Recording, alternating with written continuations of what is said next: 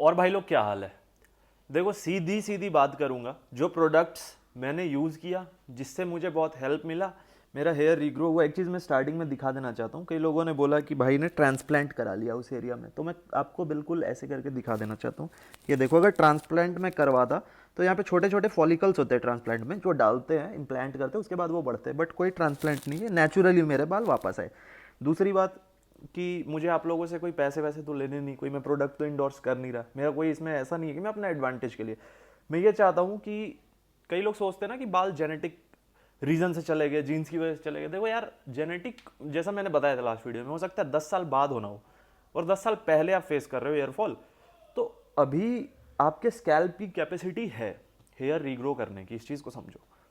और कुछ चीज़ों का ध्यान रखते हुए, कुछ न्यूट्रिएंट्स ऐड करते हुए, डाइट में चेंजेस करने के बाद हो सकता है वो रीग्रो हो जाए, जैसे मेरे हो गए। अब आप देखोगे तो कहीं भी आपको बॉल्ड स्पॉट नहीं दिखेगा। नहीं तो मेरी हालत क्या थी, ऐसी थी है, ये हालत थी।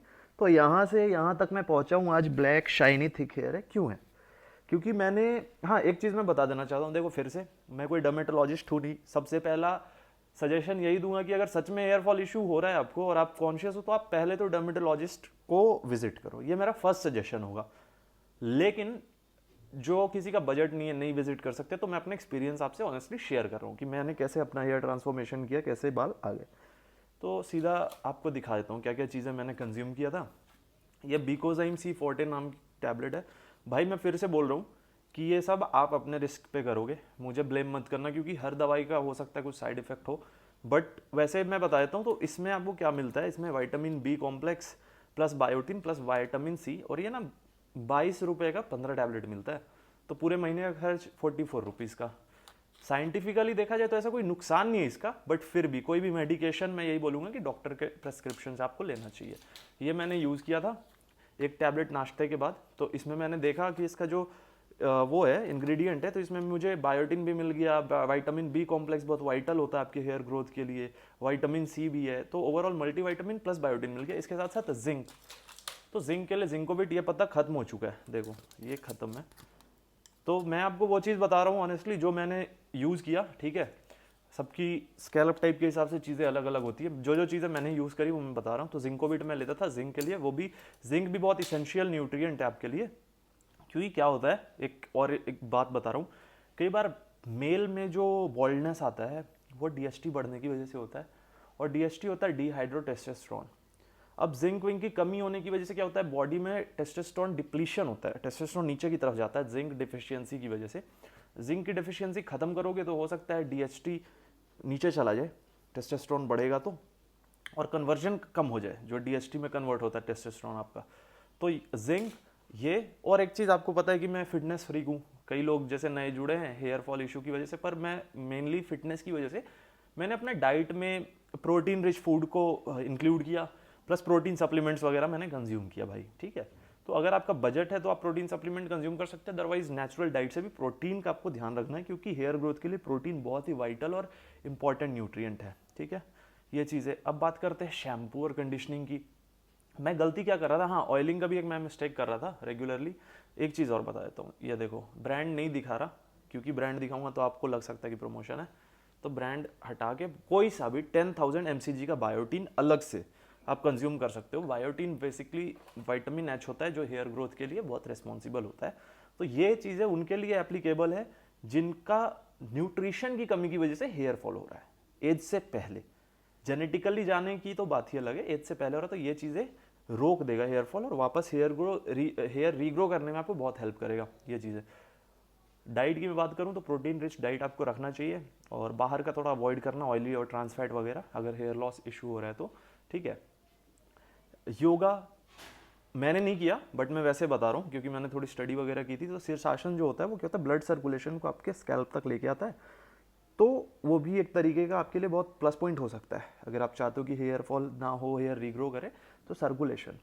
शैम्पू की मैं बात करूँ तो मैं गलती क्या करता था, मैं ना ज़्यादा शैम्पू कर रहा था। और दूसरी बात, मैं बिल्कुल बालों पे ऐसे ऐसे इस तरीके से ऐसे ऐसे शैम्पू करता था। ये बहुत गलत तरीका है। एक्चुअल तरीका क्या है, शैम्पू लिया आपने हाथ में इस तरीके से, और हमें वॉश करना है स्कैल्प को। तो स्कैल्प पे शैम्पू अप्लाई करना है इस तरीके से, ऐसे स्कैल्प पे अप्लाई किया, इसको वॉश कर लिया, कंडीशनर लगा के 2 मिनट उसको छोड़ देना है, और कंडीशनर को अच्छे से वॉश कर लेना और कंडीशनर ऐसे लगाना है कि आपको स्कैल्प से लेके ऐसे रूट से ऊपर तक इस तरीके से ऐसे कंडीशनिंग करनी है बालों की। इससे क्या होगा, एक प्रोटेक्टिव लेयर बन जाता है आपके बालों के ऊपर और थिकनेस बालों को मिलेगा, डैमेज से बचाएगा। कंडीशनिंग बहुत इंपॉर्टेंट है। और गाइज मुझे जो बहुत ज़्यादा डिफरेंस फील हुआ वो कंडीशनिंग के बाद हुआ। और पानी का मैंने आपको बता दिया कि मैंने टैप वाटर यूज़ करना बंद ही कर दिया है। अभी भी बाई एनी चांस अगर मैं कर लेता हूँ मजबूरी में, तो आई कैन फील लिटरली कि ड्राइनेस क्रिएट हो जाता है क्लोराइड हाई होने की वजह से। अगर आपके एरिया में पानी सॉल्टी है तो मैं यही सजेस्ट करूंगा कि भाई बंद कर दो, आरओ से धो लो, आरओ के पानी से, ठीक है, या कुछ जुगाड़ करो, सप्लाई वाटर से धो। पर सॉल्टी वाटर कंटिन्यूसली यूज़ करोगे तो मैं सच बता रहा हूँ आगे जाके बहुत दिक्कत फेस करना पड़ सकता है, स्कैल्प ड्राइनेस और ये सारी चीज़ें। तो शैम्पू में ऐसा है कि ज़्यादा करता था, जैसे 3 बार कर लिया हफ्ते में, ऑयली स्कैल्प होने की वजह से, तो वो गलत कर रहा था मैं। अब मैं क्या कर रहा हूँ, अब हफ्ते में सिर्फ एक बार शैम्पू करता हूँ। और तुम हो सकता है यकीन ना करो, ऑयलिंग सिर्फ एक दिन कर रहा हूँ मैं हफ्ते में। और ये चीज़ें एप्लीकेबल ऑयली स्कैल्प वालों के लिए, अगर ड्राई है तो आप 2 बार भी कर सकते हो। और ऑयलिंग करके कभी बाहर मत जाना। ऑयलिंग करके अगर आप बाहर जाते हो तो स्कैल्प डस्ट अट्रैक्ट करेगा और हैवी बनाएगा इसको, फॉलिकल्स को। और डस्ट होने की वजह से एक तो ना हेयर रीग्रो होगा, कंघा मारोगे तो जो हेयर फॉल हो रहा है और बढ़ सकता है और बाल टूट सकते हैं आपके। तो इसका आपको ध्यान रखना है। ऑयलिंग मैं हफ्ते में एक बार कर रहा हूँ, ठीक है। तो सप्लीमेंट में यही मैं रिकमेंड करूँगा, vitamin, multivitamin, protein rich food, zinc, ठीक है, और अलग से 10,000 mcg का बायोटिन इंक्लूड कर लो। एंड आई होप कि आपको अच्छा रिजल्ट मिलेगा, क्योंकि इन्हीं सप्लीमेंट से मुझे बहुत अच्छा रिजल्ट मिला। आप लोग रिक्वेस्ट कर रहे थे कि सर सप्लीमेंट बता दो कौन कौन सा है, तो हेयर फॉल के लिए भाई यही सब चीज़ें मैंने यूज़ करी, ठीक है।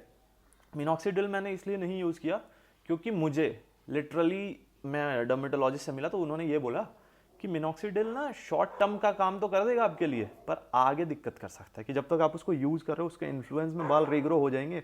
बट उसको कंटिन्यूअसली अगर आप यूज़ नहीं करोगे, छोड़ दोगे, तो हो सकता है कि फिर वापस से वही सीन हो जाए। तो इसलिए मैंने उसको कंसिडर नहीं किया। तो वो लास्ट ऑप्शन रखना आप लोग भी, शुरू में मत करना, ठीक है।